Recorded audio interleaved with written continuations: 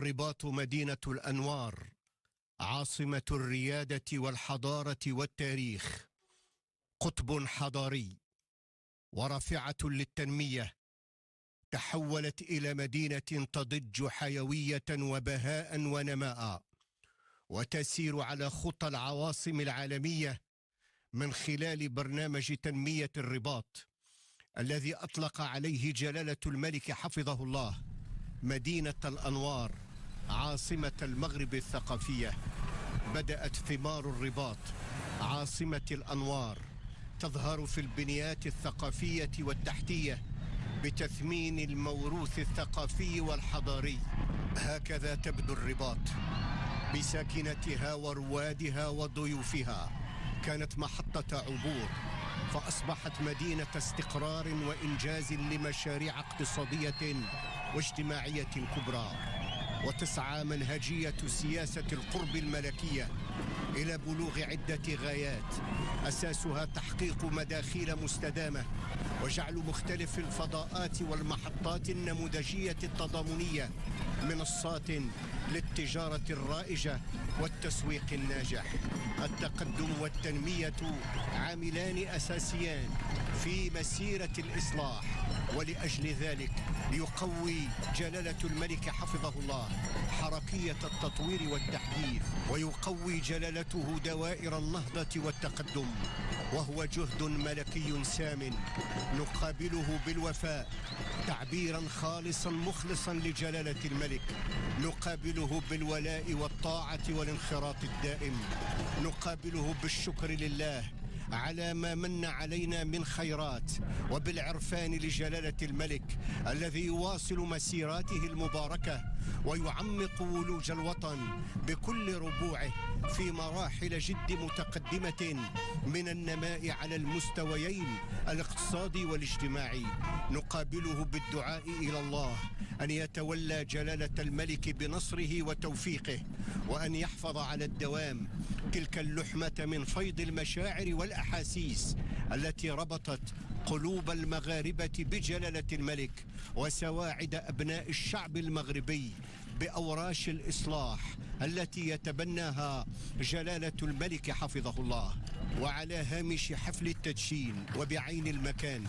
تقدمت للسلام على جلالة الملك المديرة العامة لمنظمة الأمم المتحدة للتربية والعلوم والثقافة السيدة أودري أزولاي. وبهذه المناسبة أجرى جلالة الملك مباحثات مع السيدة أزولاي همت صون وحماية التراث غير المادي. ويشرف جلالة الملك محمد السادس حفظه الله على تدشين المحطة الطرقية الجديدة للرباط، وهو مشروع يهيكل المدخل الجنوبي لمدينة الرباط، يساهم في تحديث قطاع النقل بين المدن على مستوى عاصمة المملكة، وكذا تعزيز إشعاع صورة المدينة وتعزيز جاذبيتها. تتوفر المحطة الطرقية الجديدة للرباط على 46 رصيفا لحافلات نقل المسافرين، وموقفا لركن الحافلات لمدة طويلة 22 مكانا في مقابل 38 رصيفا بالمحطة الطرقية القديمة القامرة. وبإمكان المحطة الطرقية الجديدة التي تتوفر أيضا على موقف خارجي للسيارات وسيارات الأجرة ومنطقة للإنزال والتوقف المؤقت، فضلا عن فضاءات للإطعام ومحلات تجارية بإمكانها استقبال أزيد من 10,000 مسافر يوميا في مقابل 6,000 مسافر بالنسبة للمحطة القديمة. كما تحتضن مركزا تجاريا يضم 40 محلا تجاريا، فيما لم تتوفر محطة القامرة سوى على 15 محلا. ويعكس هذا المشروع الذي تطلب إنجازه تعبئة استثمارات بقيمة 245 مليون درهم العزم الوطيد لجلالة الملك على تمكين مدينة الرباط من بنيات تحتية في مستوى مكانتها وتستجيب لانتظارات السكان المقيمين والزوار، وفضلا عن بنائها وفق هندسة معمارية متفردة تزاوج بين الأصالة والمعاصرة، وتوفيرها لولوج مباشر للطريق السيار الرباط الدار البيضاء. فقد تم تشييد هذه المحطة على مساحة أرضية تفوق مساحتها 8 هكتارات بالمدخل الجنوبي للطريق السيار الرباط الدار البيضاء، وعلى مقربة من المركب الرياضي الأمير مولاي عبد الله.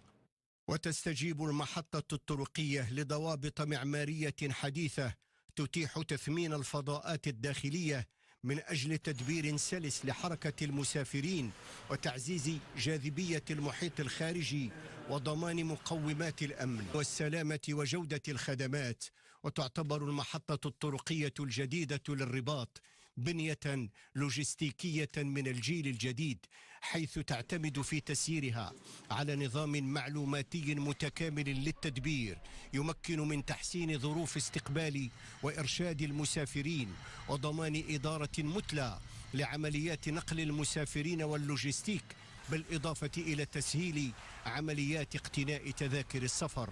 وبالإضافة إلى ضمانه لربح أكبر للوقت. يساعد هذا النظام في معرفة أوقات انطلاق ووصول الحافلات ومسارها، مما يسهل عملية البحث عن الرحلات وتفادي الوسطاء ومكافحة كل زيادة غير مشروعة في أسعار التذاكر، وذلك من أجل النهوض بقطاع النقل الطرقي للمسافرين الذي يمكن من ربط مختلف مدن المملكة ويضمن فرص شغل مهمة.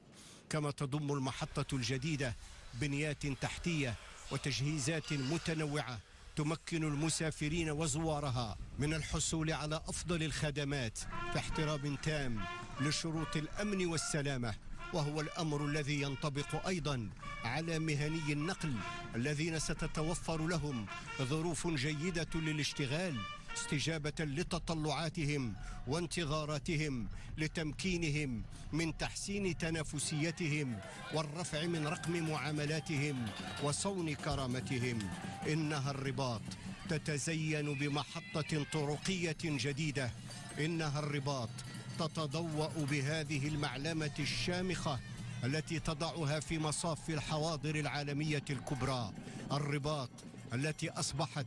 تتوفر بفضل العزم الوطيد لجلالة الملك حفظه الله على بنيات تحتية في مستوى مكانتها ودورها المستجيب لانتظارات السكان المقيمين والزوار. إنجاز كبير أعطى انطلاقته جلالة الملك، ويندرج في إطار برنامج التنمية المندمجة المتوازنة لرباط الأنوار، ويعتبر جزءا من الجيل الجديد للمحطات الطرقية، وبالتالي فهو يشكل قطبا حضريا ورافعة